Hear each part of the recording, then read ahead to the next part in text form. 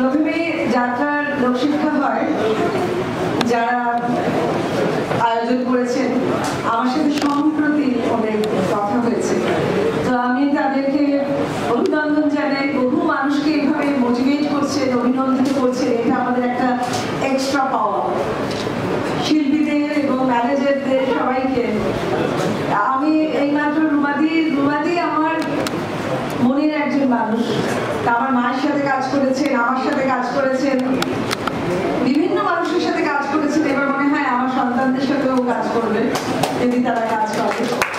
তো আমি বললাম, তোমার এই যে বেঁধে রেখেছো নিজেকে, একটু বেঁধে থাকতে হয় নিজের আত্মার সঙ্গে, which is very important।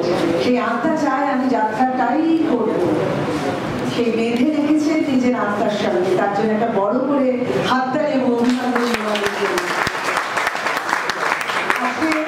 এখানে আমাদের আরেকজন লেজেন্ডারি লতা দেশাই, লতাদি, তিনি আমাদের এখনকার মৌসুমী, তারপরে এখনকার অনেক, তিনি আবার ডিরেকশনও দেন, লেখেনও, অভিনয় করেন। এতগুলো মানুষের সঙ্গে এক মঞ্চে শেয়ার করতে পেরে আজকে ধন্য এবং গর্বিত।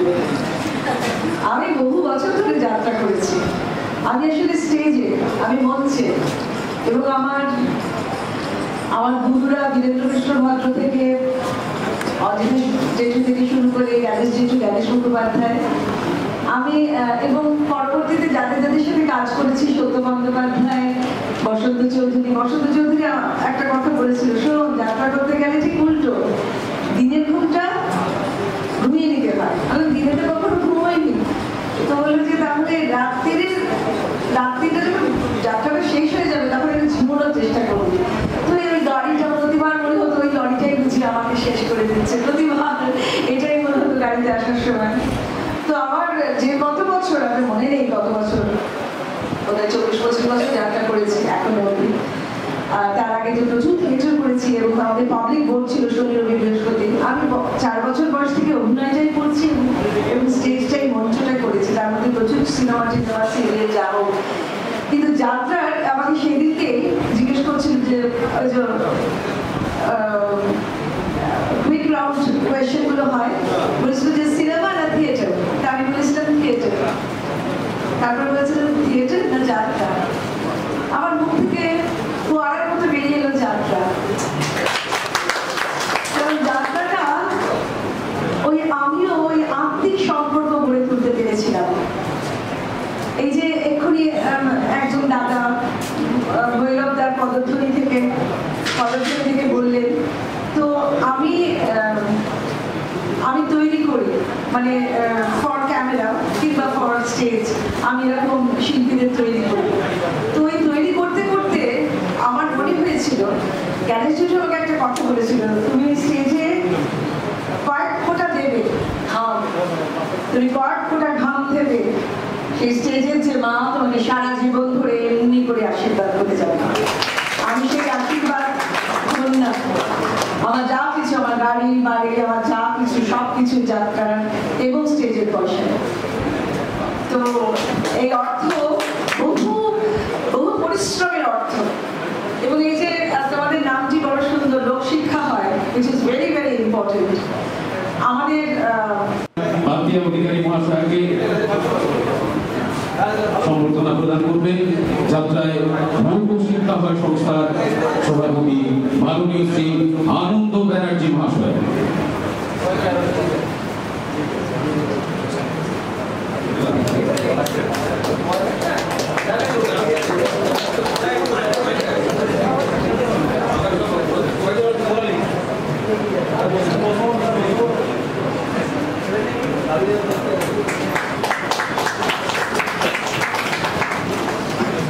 প্রতি বছরই যাত্রার মানুষরা আমাকে খুব ভালোবাসেন এবং আসেন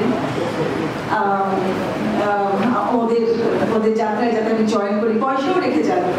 কিন্তু আমার মন থেকে পাচ্ছি না, একটা মনের একটা ব্যাপার আছে, তো তাই আমার মন থেকে বোধহয় আমি আবার জড়ো করেছি একটু সাহস, আর একটু বুদ্ধি, আর একটু ম্যাচুরিটি, যে আবার হয়তো যাত্রার মঞ্চে গিয়ে যাত্রাটা করবো। এখানে যে দাদা বললেন আমার 74-75 বছর বয়স, যাত্রার যে দমক, উনি বললেন আমি হাঁটতে পারি না, আমার একটু হাঁটা চলার অসুবিধা, কিন্তু যখনই তার গলাটা বেরোলো, সেই দাপট, সেই দমক দেখে আমি মুগ্ধ হলাম, আমি ধন্য হলাম। এবং আজ যে আপনাদের সামনে দাঁড়িয়ে আছে, আপনাদের সঙ্গে আপনাদের আঁচ, স্যার বার্ট্রান্ড রাসেল একটা কথা বলেছিল, আঁচ মানে উষ্ণতা ইজ ভেরি ভেরি ইম্পর্টেন্ট। আপনাদের আঁচগুলো আমার গায়ে লাগছে, আবার আমি উদ্বুদ্ধ করছি, আমার আঁচ আপনাদের গায়ে লাগছে, আবার আপনারা উদ্বুদ্ধ হচ্ছেন। Let's all work together, fight together, fight for যাত্রা। আমি এখনই বলছিলাম যে ইরফান যিনি মারা গেছেন, তার সাথে আমি অভিনয় করছিলাম। তা এই সমস্ত যাত্রায় রাস্তারি স্যার সবার কাছ থেকে জেনে টেনে, শক্তি কপুর জেনে টেনে বলছে যে আমি ভাবতে পারি না এত দর্শক হয়, তোমাদের এত দর্শকের একই জিনিস তোমরা ডিস্ট্রিক্টে ডিস্ট্রিক্টে করো, সে কখনো ভাবতেই পারে না যে এরকম হতে পারে।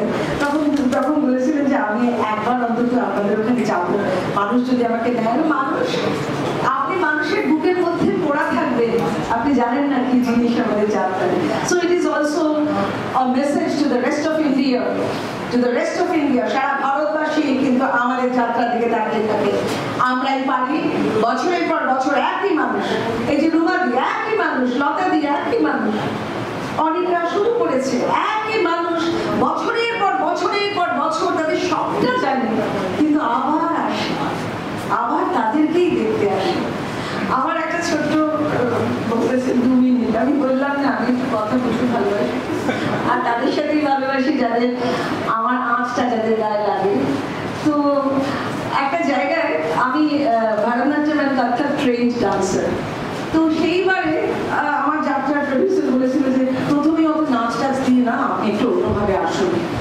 উনি যা বলবেন তাই আমি অন্যভাবেই গেছি। দেখি দর্শক পুরো নিয়ে পড়া, কারণ ওরা ওই একই জিনিস দেখে দেখে অভ্যস্ত। তা আমার তখন লম্বা চলছিল, তা আমি স্টেজ থেকে নেমে নিজের ক্যাবিনের দিকে যাচ্ছি, আমার বিনুনিটা ধরে ফেলেছে এক বয়স্ক মানুষ। আমি বললাম কি হয়েছে, কি আপনি কি করছেন?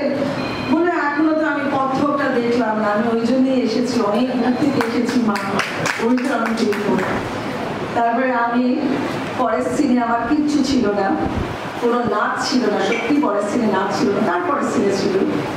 তো আমি আমার ভিলেনের সাথে একটা ডায়লগ ছিল, অনেক ডায়লগ ছিল, অনেক বড় বড় ডায়লগ ছিল। তা আমি ভিলেনকে বললাম আজকে ডায়লগ বলবো না দাদা, আমি যা যা করবো আপনি শুধু রিয়াক্ট করবেন। মানে কিরকম, মানে আমি আপনাকে এরকম মারবো, আপনি আহ করবেন, আমি আপনাকে ধাক্কা মারবো, আপনি ও করে পড়ে যাবেন। মানে এটা আমার হয় নাকি দিদি, আপনারা যে কি করেন, ভারতের সিনেমা থেকে এসেছে না, নানা রকম বোধহয় আমাদের পেয়ে যাচ্ছে। না দাদা, একজন নাচ দেখতে চায়, অনেক দূর থেকে এসেছে, তিনি হয়তো পুরো যাত্রাটাও দেখবেন না, সাইকেলে করে এসেছে, অত কষ্ট ভাবলো, অন্ধকার রাস্তা দিয়ে যাবে, আমার তার জন্য আমার এটা করতেই হবে। আচ্ছা ঠিক আছে বলছেন। ভিলেনের কিন্তু অনেক কথা ছিল, একদম পরের সিনে ওই কথাগুলো আপনি ঢুকিয়ে পড়ে নেবেন, কিন্তু লক্ষ্মী দাদা গেছি, তার সিন ছিল বলে উনি আমাকে আসবেন, তুমি আশাবেন না আমাকে, তুমি কৃষ্ণ সেজেছ, তুমি কৃষ্ণ, আমি তোমার রাধা। তারপরে চলে গেলাম আমার জায়গায়, ওই গরু ঢুকছিলাম, ইয়া বলতে তাকে পেয়ে না চটকানি ইয়া ইয়া বাদ ইয়া তার দিকে এগিয়ে গেছি। এবং সে সে তো ট্রেন্ড অ্যাক্টর না,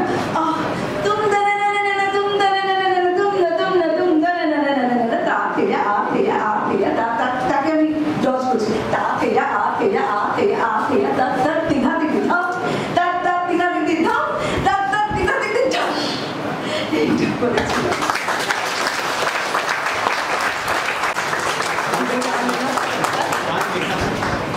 মনোয়ার হোসেন। আমাদের যাত্রায় আরেকটা জিনিস, আমরা যে রবীন্দ্রনাথের কবিতা, এখন যে নতুন যে মডার্ন যে যাত্রা হলো, আমরা নজরুলের কবিতা, রবীন্দ্রনাথের কবিতা, নীরেন্দ্রনাথ চক্রবর্তীর কবিতা আমি অনেক পড়েছি। এবং যেহেতু আমি গানের মানুষ নই, আমি গানটা এবং আমাকে নাচতেও হয়, তাই আমি নাচ গানটা মানে প্রথম। আর একটা কথা বলতেই হবে, রুমাদি প্লিজ হ্যালো, একটা কথা বলতে হবে, আমি সেই মহিলাটির নাম বলবো, পরে তোমাদেরকে বলবো, কিন্তু সবার সামনে বলবো। আমি কি করতাম, আমি প্রথম 4 লাইন গাইতাম, তারপরে আমি নাচতাম। এইবার অন্তরাটা আমি বলতাম কাউকে একটু গানটা গিয়ে দিস রে। হ্যাঁ, আর আমি লিপটা মেলাবো, আমি নাচটা ভালো করে দেখাতে চাই, কারণ আমার নাচের দর্শকরা সব রয়েছে বলে আমি নাচতাম, আর ও গানটা গেয়ে দিত।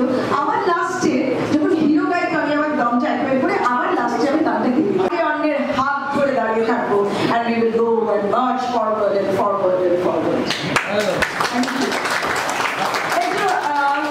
যে সমস্ত কবিতা বলতাম একটা ছোট লাইন না বললে সবাই একটু পারফরমেন্স, যাত্রার লোক একটু পারফরমেন্স না করলে আমার রুমাকে আমার মরিয়ার মুখে মরণের বাণী উঠতেছে মান মান, রক্ত যাচিত করেছে শোষণ, নিরক্ত দেহে হাড় দিয়ে রণ, শত শতাব্দী ভাঙেনি যে হাড়, সেই হাড়ে ওঠে রণ, জয় নিপীড়িত জনগণ জয়, জয় নিপীড়িত জনগণ জয়, জয় নিপীড়িত জনগণ জয়, জয় জয় ভগবান, জয় জয় ভগবান। এটা নজরুলের একটা কবিতা, আমি যেটুকু মনে করলে বললাম। তো এইটা আমাদের যে লোকশিক্ষা হয় যে কথাটা, আমরা যদি বসে বসে মার খাই তাহলে কিন্তু আমরা পারবো না। আমরা যত নিপীড়িত হব তত আমাদেরকে আটকে রাখবে, তত আমাদের মাথাটা মাটির সাথে মিশিয়ে দেবে। তাই অনেক রক্ত যাচিত করেছে শোষণ, রক্ত দিয়ে হাড় দিয়ে রণ, শত শতাব্দী ভাঙেনি যে হাড়, সেই হাড়ে ওঠে রণ। সেই রণ আমাদের যেরকম রক্ত প্রবাহের স্লোগান দেবে, তেমনি আমাদের যাত্রার একতার মধ্যেও সেই প্রবাহ, সেই স্লোগান আমাদের মধ্যে যেন থাকে।